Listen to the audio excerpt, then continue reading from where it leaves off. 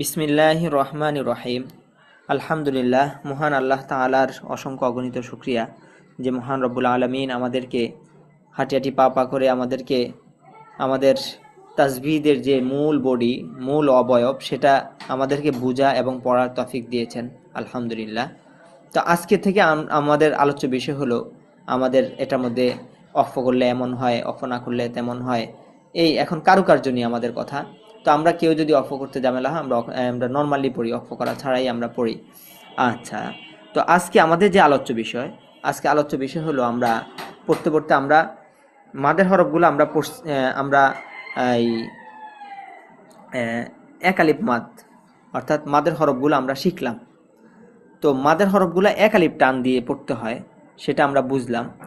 কিন্তু আজকে আমাদের আলোচ্য বিষয় হলো ওই এক আলিফটাই কখনো 4 আলিফ টান হয়, এক আলিফটাই কখনো 3 আলিফ টান হয়। তো আমরা একটা জিনিস পড়লাম যে মাদের হরফের পরে হরফে যদি আমরা অক্ফ করি তখন এক আলিফটাকে 3 আলিফ টেনে পড়তে হয়।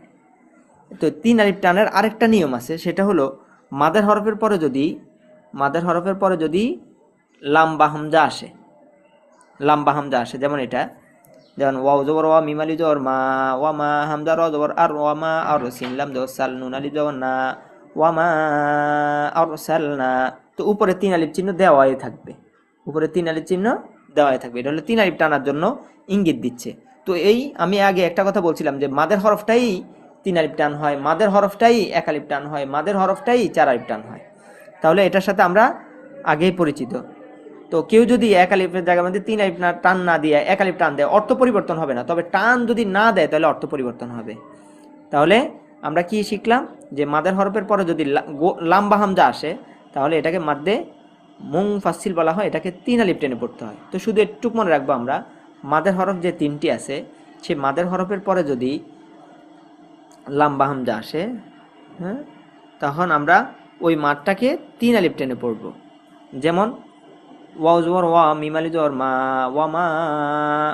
এই যে মা, মিম আলিফ জবর মা টান দিলাম, এরপরে দেখেন, এরপরে হামজা র জবর আর, এই যে আলিফের মধ্যে জবর আসছে না, তবে লম্বা হামজা আসতে হবে, অর্থাৎ মাদের হরফের পরে হরকতযুক্ত হামজা আসতে হবে, হরকতযুক্ত হামজা এটা। তাহলে 1 আলিফটাকে আমরা 3 আলিফ টেনে পড়ব। তো এগুলা দেওয়া থাকবে, 3 আলিফ চিহ্ন দেওয়া থাকবে। হামজা র জবর আর, সিন লাম জবর সাল, আর সাল, নুন আলিফ জবর না, আর সাল না ইলাইকা, ওয়া মা উমিরু ইল্লা। দেখছেন প্রত্যেকটা মাদের হরফের পরে যেখানে 3 আলিফ চিহ্ন, পরবর্তী দেখছেন একটা হামজা আসতেছে। ওয়াও জবর র, মিম আলিফ জবর মা, ওয়া মা, হামজা দাল জবর আদ, র খানা জবর র, ওয়া মা আদ র, কাব জবর কা, ওয়া মা আদ র কা, হামজা জের ই, লাম ইয়া জবর লাই, ইলাই, নুন আলিফ জবর না, ইলাইনা, হামজা জের ই, ইয়া আলিফ জবর ইয়া, বা জবর বা, হা মিম পেশ হুম, ইয়া বাহুম, ইলাইনা ইয়া বাহুম। ফা ইয়া জের ফি, হামজা হা জবর আহ, সিন জবর সা, নুন জের নি, ফি আহসানি। আচ্ছা, তো এইগুলো আমাদের যদি লম্বা হামজা আসে তখন আমরা 1 আলিফকে 3 আলিফ টেনে পড়ব। এবার আপনাদের প্রশ্ন, যদি গোল হামজা আসে তখন গোল হামজা আসলে 4 আলিফ টেনে পড়ব। হ্যাঁ, গোল হামজা আসলে আরেকটু বেড়ে যাবে। যেমন আইন আলিফ জবর আ, এটা হলো 4 আলিফ চিহ্ন, এটা হলো 4 আলিফ চিহ্ন। আ, হামজা জের ই, লাম 2 জবর লান, আ ইলান, জিম জবর জা, জা আলিফ জবর জা, জাসা, হামজা 2 জবর আন, জাসা আন, অফলে জাসা আ, হামজা পেশ উ, লাম খারা জবর লা, উলা, হামজা জের ই, কাব জবর কা, উলা ইকা, শিন পেশ শু, হা জবর হা, শু হা, দাল আলিফ জবর দা, হামজা পেশ উ, শুহাদা উ, গইন পেশ গু, সা আলিফ জবর সা, হামজা 2 জবর আন, গুসা আন, অফলে গুসা আ, হাফেশ হু, নুন জবর না, হুনা, ফা আলিফ জবর ফা, হামজা জবর আ, হুনা ফা আ, হামজা জের ই, দাল আলিফ জবর জা, জিম আলিফ জবর জা, জাসা, হামজা জবর আ, কাব জবর কা, জাসা ইদা জা আকা, হামজা লাম জবর আল, মিম জবর মা, আল মা, লাম খারা জবর লা, হামজা জের ই, কাব জবর কা, তা পেশ তু, আল মালাইকাতু। এখানে আপনাদের একটা প্রশ্ন দেওয়া যে এখানে তো মাদের হরফ আসে নাই, কিন্তু এরপরে গোল হামজা আসার কারণে এখানে তো 4 আলিফ টান দিলেন। তো মাদের হরফের সাথে আমাদেরকে খাড়া জবরটাও মনে রাখতে হবে। খাড়া জবরের পরেও যদি খাড়া জবরের পরও যদি এই গোল হামজা আসে তখন খাড়া জবরটাকেও তিন আলিফ যদি গোল হামজা আসে তখন চার আলিফ টেনে পড়তে হবে।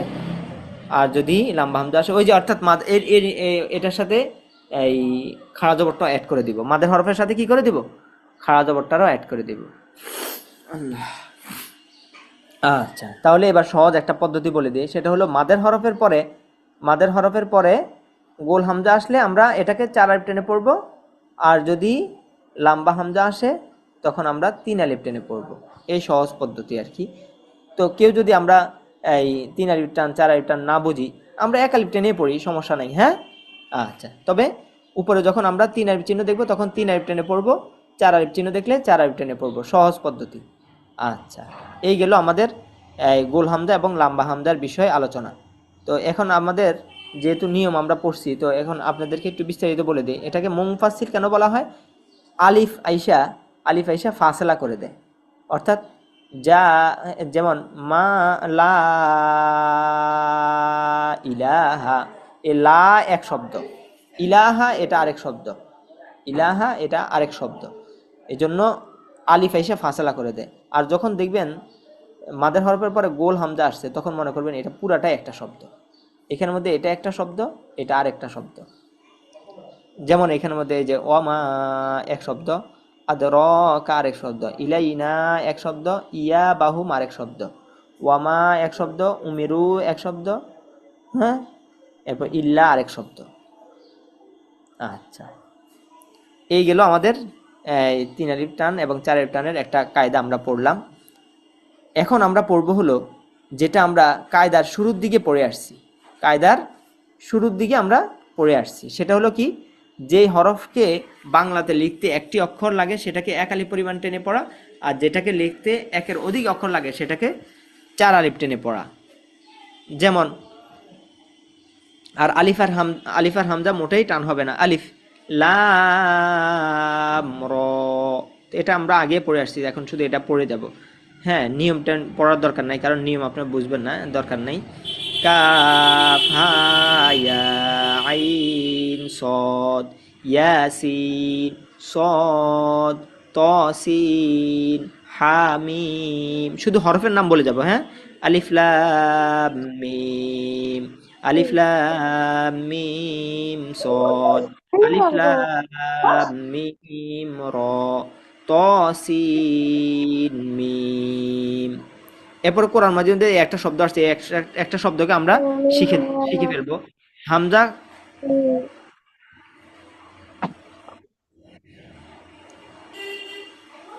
এই মাদ, তুমি আনমিউট হও কেন? এই যে ক্লাস করে দিচ্ছি এটা রেকর্ড হচ্ছে না। আচ্ছা, তো কোরআন মাজিদের মধ্যে একটা শব্দ আসছে, এটার জন্য আলাদা একটা নিয়ম আসছে। তো আমরা শুধু এই চার আলিফ টান আছে না এক আলিফের উপরে, হামজা খাড়া জবর আল, আল আ না,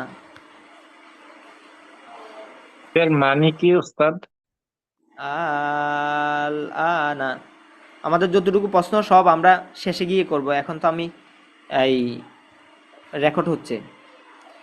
আল আনা, হ্যাঁ, আচ্ছা, এটা করার মধ্যে এক জায়গায় আসছে, তখন আমি এই হামজা খাড়া দেওয়ার এটাকে চার আলিফ টেনে এরপর সামনে ধরবো, আল, হামজা লাম খাড়া জবর আল, হামজা খাড়া জবর নুন জবর না, আল আনা।